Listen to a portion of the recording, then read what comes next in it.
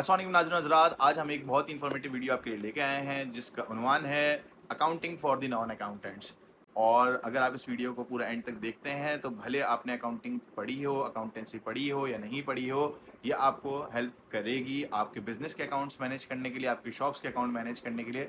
या अगर for example आप किसी फील्ड में हैं और आप चाहते हैं कि यार मुझे एटलीस्ट अकाउंटिंग की बेसिक्स पता हो, तो ये वीडियो यकीनन आपको फ़ायदा देने वाली है। तो लिहाजा इस वीडियो को बिल्कुल स्किप नहीं करें और इसे एंड तक देखें ताकि आपको पता चले कि अकाउंटिंग क्या होती है। और दूसरी बात ये कि अगर अभी तक आपने हमारे चैनल को सब्सक्राइब नहीं किया है तो आप अभी सब्सक्राइब करें और बेल के आइकन को आप बिल्कुल प्रेस करें ताकि आपके पास मजीद इन्फॉर्मेटिव वीडियोस आती रहें। तो अकाउंटिंग बेसिकली एक प्रोसेस है recording of financial transaction pertaining to a business, यानी कि अगर आप बिजनेस में कोई भी ऐसी ट्रांजैक्शन कर रहे हैं जिसके ऊपर बिजनेस के फाइनेंशियल के ऊपर इंपैक्ट पड़ रहा है तो उसे अकाउंटिंग कहते हैं। लेकिन अकाउंटिंग बेसिकली एक प्रोसेस है जिसके अंदर आप जो है डाटा को, यानी कि आप जो इंफॉर्मेशन है, जो ट्रांजेक्शन है, उनको समराइज करते हैं, एनालाइज करते हैं और फिर उसको प्रेजेंट करते हैं किसी बुक्स की सूरत में। अच्छा, अब अकाउंटिंग होती क्या है? बेसिकली अकाउंटिंग के 5 मेन पिलर्स हैं जिसके ऊपर पूरी अकाउंटिंग खड़ी हुई है। और 5 मेन पिलर्स हैं आपके पास एसेट, दूसरे नंबर पे आता है आपके पास लाइबिलिटीज, तीसरे नंबर पे आता है आपके पास ऑनर्स इक्विटी और उसके बाद आता है आपके पास रेवेन्यू और एक्सपेंसेस। अब हमने ये 5 पिलर्स की बात कर ली, इन 5 पिलर्स के ऊपर हमारी पूरी अकाउंटिंग बेस करती है।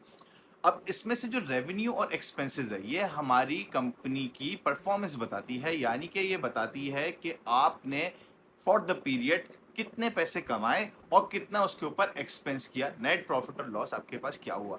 अब आ जाते हैं हमारे बाकी के 3 प्लस, वो हमें क्या बताते हैं? बाकी के 3 प्लस बताते हैं कि आज के दिन पे मेरे बिजनेस की वैल्यू क्या है, यानी कि एसेट्स, मेरे पास एसेट्स कितने हैं, मेरे पास लाइबिलिटीज कितनी है, कि जो भी मेरे पास एसेट है उसमें से मैं लाइबिलिटीज निकाल दूं तो मुझे अपने बिजनेस की आज के दिन की वैल्यू पता चल जाएगी और जो वैल्यू पता चलेगी वो हमारे पास कहलाता है ऑनर्स इक्विटी।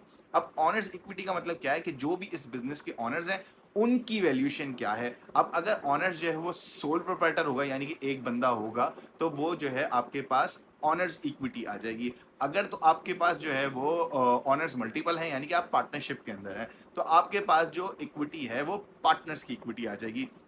और अब तीसरी चीज आ जाती है कि अगर तो पब्लिक का पैसा लगा हुआ है तो फिर उसको हम क्या कहेंगे? तो उस इक्विटी के अंदर जो पोर्शन होगा वो हमारे पास शेयर्स के अगेंस्ट में होगा, यानी कि शेयर कैपिटल के अगेंस्ट में होगा। यानी कि अगर एक बंदा बिजनेस कर रहा है तो वो ऑनर्स इक्विटी कहलाएगी, दो बंदे कर रहे हैं तो वो पार्टनर्स इक्विटी कहलाएगी, और अगर पब्लिक एट लार्ज मिल के एक बिजनेस कर रही है तो वो शेयर होल्डर्स इक्विटी कहलाएगी। तो उम्मीद करता हूं कि आपको ये 5 पिलर समझ आ गए होंगे। हम देखते हैं कि यार इन 5 पिलर्स की जो हमने बात की है, ये 5 पिलर्स होते क्या हैं? तो सबसे पहले हमारे पास जो पिलर है वो है एसेट। एसेट क्या है? अगर ऐसी कोई चीज जो कि बिजनेस में बेनिफिट दे मुझे, ऐसी कोई भी चीज जो कि बिजनेस में बेनिफिट दे मुझे, वो मेरे पास क्या कहलाएगी? एसेट कहलाएगी। फॉर एग्जाम्पल, मैं बोलता हूं कि मेरे पास जो है वो बिजनेस के लिए 1 लाख रुपए पड़ा हुआ है, तो लाजमी सी बात है वो मुझे बिजनेस में फायदा देगा, तो वो मेरे पास एसेट कहलाएगा। मेरे बिजनेस के लिए एक सुजुकी पिकअप मैंने खरीद के रखी है, वो मेरे पास एसेट है, वो मुझे फायदा देगी, मैं उससे काम लूंगा। दूसरी बात आ जाती है हमारे पास जो है वो फॉर एग्जाम्पल कि जो है मैंने कोई खर्चा पहले से कर दिया, यानी कि मैं बोलता हूँ यार मैंने इस बिजनेस के लिए एक इंश्योरेंस करा के रख ली और वो इंश्योरेंस प्रीमियम मैंने दे दिया साल के शुरू के अंदर, क्योंकि वो मैंने अभी तक यूटिलाइज नहीं किया है, आगे आइंदा आने वाले वक्तों में मुझे उससे फायदा हो सकता है, तो वो भी मेरे पास क्या कहलाएगा? एसेट कहलाएगा। अब आ जाते हैं मैंने कोई बैंक में पैसे रखे हुए हैं बिजनेस चलाने के लिए, तो वो भी मेरे पास एसेट है।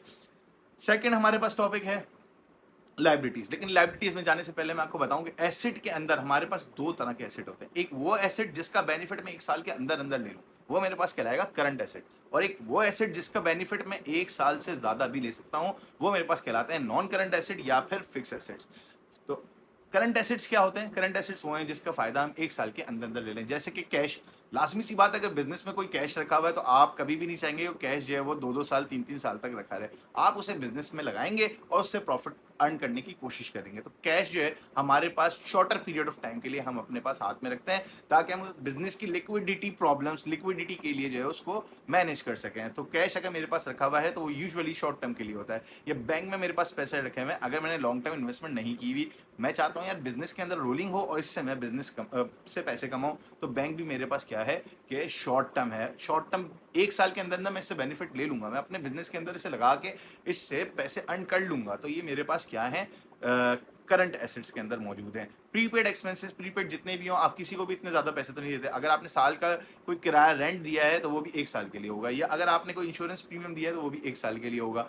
तो अगर आपने कोई भी चीज ऐसी है जो कि खर्चा आपका 1 साल के अंदर अंदर होना है, लेकिन आपने अभी से पैसे दे दिए, तो वो आपके पास जो है प्रीपेड कहलाते हैं, और वो भी आप कोशिश करते हैं कि 1 साल के अंदर अंदर उसको यूटिलाइज कर लें। तो अगर आप 1 साल के अंदर अंदर उसे यूटिलाइज करते हैं तो आपका कहलाएगा करंट एसेट। अब आ जाते हैं हम अपने पास अकाउंट रिसीवेबल के ऊपर। अकाउंट रिसीवेबल बेसिकली वो चीज़ है, अगर मैंने कोई क्रेडिट सेल्स की है, मैंने कोई उधार पे सेल्स की है, तो अगर मैं सेल्स करूंगा तो उसके अगेंस्ट में मेरे पास आएगा कि मुझे एक बंदे से पैसे लेने हैं। अगर मुझे पैसे लेने हैं किसी बिजनेस ट्रांजेक्शन के अगेंस्ट में, तो वो मेरे पास अकाउंट रिसीवेबल या ट्रेड रिसीवेबल कहलाएगा। ट्रेड रिसीवेबल का मतलब, अब लाजमी सी बात है, आप उसे ये तो नहीं बोलेंगे यार तुमने मुझसे चीज़ खरीद ली है, तुम मुझे 100 साल बाद पैसे दे देना। आप बोलेंगे भाई मैं आपको देता हूँ 45 दिन के अंदर, आप मुझे उसके पैसे वापस कर दो। तो इसलिए क्योंकि वो 45 दिन, 50 दिन, 1 साल के अंदर अंदर वापस हो जाते हैं, तो इसलिए वो कहलाते हैं आपके पास अकाउंट, इसलिए वो कहलाता है आपके पास करंट एसेट्स। इसी तरीके से अगर आप और भी एग्जाम्पल देखना चाहें तो आपके पास दूसरी एग्जाम्पल आ जाती है इन्वेंट्री की। अब इन्वेंट्री बेसिकली क्या है, ऐसी कोई भी चीज जो कि आपने बिजनेस के अंदर खरीद के बेचने की नीयत से रखी हुई है, वो आपके पास इन्वेंटरी कहलाती है। तो अगर आप इन्वेंट्री की बात करेंगे तो आप कभी भी नहीं चाहेंगे कि आपकी इन्वेंट्री साल भर आपके गोडाउन में पड़ी रहे। आप चाहेंगे वो रोलिंग हो, और जो उससे आप बिजनेस के अंदर उससे बेनिफिट हासिल करें, तो वो बेनिफिट आप यूजुअली 1 साल के अंदर अंदर ले लेंगे, तो वो भी आपके पास करंट एसेट्स के अंदर आते हैं। अब बात कर लेते हैं नॉन करंट एसेट्स क्या होते हैं। नॉन करंट एसेट वो होते हैं जिनका फायदा आपको पता है कि आप 1 साल से ज्यादा लेंगे। फॉर एग्जांपल, आपने कंपनी के अंदर गाड़ी ले ली, आप ये तो नहीं चाहेंगे यार गाड़ी जो है मैं 1 साल के अंदर अंदर फायदा लेके इस गाड़ी को जो है ना खत्म कर दूं। आप चाहेंगे यार ये गाड़ी मेरे पास 10 साल तक तो मुझे फायदा दे। तो ऐसा कोई भी एसेट जो कि आपको, ऐसा कोई भी बेनिफिट जो कि आपकी कंपनी को बेनिफिट दे बेसिकली 1 साल से ज्यादा पीरियड के लिए, तो वो आपके पास कहलाता है फिक्स एसेट या फिर नॉन करंट एसेट्स। ये बात कर ली हमने एसेट्स की। अब बात करते हैं हम लाइबिलिटीज की, जो कि हमारा दूसरा पिलर है अकाउंटिंग का। अब लाइबिलिटीज क्या होती हैं हमारे पास? लाइबिलिटीज सिंपल सी बात है, उधार। उधार अगर आपने किसी से कोई उधार लिया तो आपके पास लाइबिलिटीज आ जाएंगी, लेकिन वो उधार होगा बिजनेस पर्पस के लिए। अगर आपने कोई पर्सनल पर्पस के लिए लोन लिया है तो वो आपकी लाइबिलिटीज में, बिजनेस की लाइबिलिटीज में नहीं आएगा बेसिकली। अच्छा, अब लाइबिलिटीज की भी 2 तरह की टाइप है। अगर तो आपने ऐसा कोई उधार लिया है जो आप 1 साल के अंदर अंदर वापस कर देंगे, तो वो लाजमी सी बात है आपके पास किस में आएगा, करंट लाइबिलिटीज में आएगा। और ऐसा कोई लोन है जो कि आपने 1 साल से ज्यादा पीरियड के लिए लिया है, फॉर एग्जाम्पल बैंक से कोई आपने लोन ले लिया है 5 साल के लिए, 10 साल के लिए, तो वो आपके पास लॉन्ग टर्म लाइबिलिटीज में आएगा। तो हमारे पास लाइबिलिटीज की भी 2 तरह की टाइप हो गई, एक हो गई करंट लाइबिलिटी, दूसरी हो गई लॉन्ग टर्म लाइबिलिटी। तो हमने बात कर ली भाई 2 तरह के पिलर्स के ऊपर, एक हमने बात की एसेट्स और एक हमने बात की लाइबिलिटीज। इन दोनों में भी हमने डिस्कस कर लिया कि भाई लाइबिलिटीज और एसेट्स दो दो तरह के होते हैं। एसेट भी जो है हमारे पास करंट एसेट और नॉन करंट एसेट होते हैं, और लाइबिलिटीज भी हमारे पास करंट लाइबिलिटीज और नॉन करंट लाइबिलिटीज होती हैं। और इन दोनों की बहुत ही आसान एग्जाम्पल है कि अगर तो कोई 1 साल के अंदर अंदर फॉल करती है तो वो करंट में आएगी, 1 साल से ऊपर जाती है तो वो नॉन करंट में आएगी। अब बात करते हैं हम ऑनर्स इक्विटी की। ऑनर्स इक्विटी बेसिकली आपके बिजनेस की वैल्यूएशन है। इक्विटी में आपके पास आता है कैपिटल, आपने बिजनेस चलाने के लिए कितना पैसा लगाया, वो आपका कैपिटल है। या आपने, अब इसमें 2 चीजें कि पैसा लगाया, पैसा आप बोलेंगे यार बेनिफिट है, वो तो एसेट है। पैसा तो आपने लगाया, लेकिन पैसा जैसे ही लगाया बिजनेस की वैल्यूएशन बढ़ गई, कैपिटल बढ़ गया। समझ रहे बात? तो यहाँ पे कैपिटल जो है वो आपका जो है इक्विटी है, कैश इक्विटी नहीं है, कैश जो है आपका एसेट है, और इक्विटी जो है आपके पास बिजनेस की वैल्यूएशन है। अब इसमें से आप अगर अपने बिजनेस में से कोई पैसे निकाल के घर ले आते हैं तो वो आपकी ड्राइंग्स कहलाती है, सही है। अगर आप उसे ड्राइंग्स को कहेंगे तो वो आपके बेसिकली कैपिटल्स को कम करती है, तो लेकिन आएगा वो भी ऑनर्स इक्विटी में, लेकिन नेगेटिव साइड पे आएगा। तो अभी तक हमने समझ लिया कि हमारे पास एसेट हैं, लाइबिलिटीज हैं, ऑनर्स इक्विटी हैं। ये 3 पिलर्स हैं, ये बेसिकली वो 3 पिलर्स हैं जिससे हमारे पास बनती है बैलेंस शीट। जी हाँ, इन तीनों से ही बनती है हमारे बैलेंस शीट। हमारी अकाउंटिंग इक्वेशंस कहती है एसेट में से लायबिलिटी निकाल दो, आपकी कंपनी की वैल्यूएशन आ जाएगी, आपकी कंपनी का कैपिटल आ जाएगा, आपकी बिजनेस की वैल्यूएशन आपके बाहर निकल के आ जाएगी। तो बेसिकली जब भी हम बैलेंस शीट बनाते हैं तो हम बताते हैं कि यार हमारे पास एसेट कितना है जिससे हम बेनिफिट ले सकते हैं, और कितना उधार है जो कि हमें पे करना है। अगर मुझे 100 रुपए का मेरे पास बेनिफिट मौजूद है कि मैं 100 रुपए का बेनिफिट ले सकता हूं, उसमें से 30 रुपए मेरे पास उधार है, तो मैं 100 में से 30 रुपए जब निकाल दूंगा तो मेरे बिजनेस की वैल्यूएशन क्या होगी कि मेरे बिजनेस की वैल्यूएशन है 70 रुपए। बेसिकली इसके बैक एंड पे जो है वो अकाउंटिंग इक्वेशन काम करती है। अकाउंटिंग इक्वेशन होती है asset minus liability is equals to owner's equity. तो अभी तक हमने देख लिया कि बैलेंस शीट कैसे बनती है और हमारी बिजनेस की वैल्यूएशन कैसे पता चलती है।